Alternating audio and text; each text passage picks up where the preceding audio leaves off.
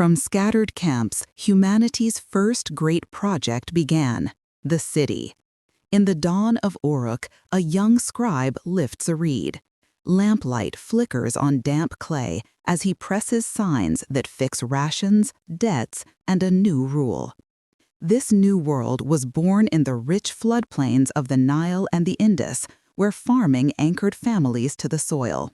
Harvests swelled into societies that demanded order. From grain came granaries, from granaries, officials, from officials, law and writing, and with rules came the first great questions of right and hope. Ideas began to travel. In the Indian subcontinent, Hinduism and Buddhism reimagined duty, suffering, and release. In China, Confucianism linked family ritual to public order. Faith became a framework for kings and a mirror for the self. But what happens when ideas move faster than armies? As teachings crossed frontiers, rulers borrowed ethics to legitimize taxes and laws, reshaping everyday life. In the West, Judaism, Christianity, and Islam wove story and law into communities that would outlive dynasties, governing through shared belief as much as by roads and letters. Along the Silk Roads, paper, silk, and stories moved with the caravans. Monsoon winds drove ships across the Indian Ocean, timing markets to the seasons. Camels crossed the Sahara by starlight, trading salt for gold. In these networks, trust was a currency, built with contracts, coins, and shared rituals.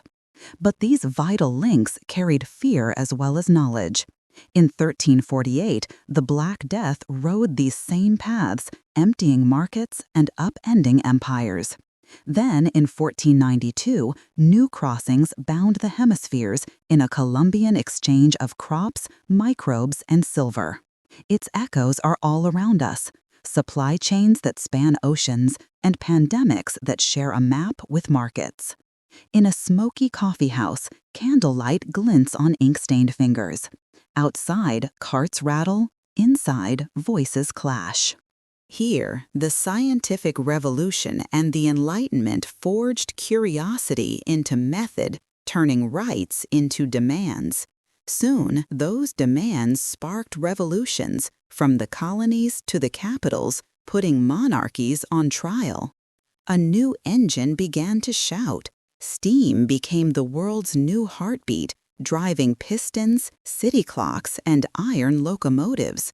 Factories pulled families from fields, and wages reshaped the very meaning of time.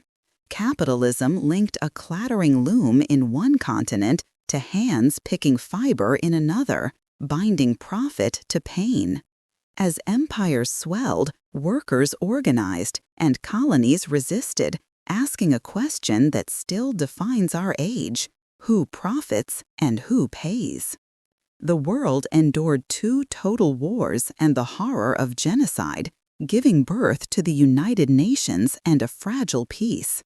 Empires unraveled. Rival blocs faced off in a long Cold War, even as radio and satellites connected the globe in new ways. Today, code carries our voices and our movements. Power shifts along networks, not borders. The ancient scribe's clay tablet has become our screen, his ink turned to code. And our modern debates over climate, justice, and artificial intelligence echo those older struggles over risk and belonging. The lesson is simple. Our systems, our ideas, and our collective actions are constantly remaking us. The story of what we become is still being written.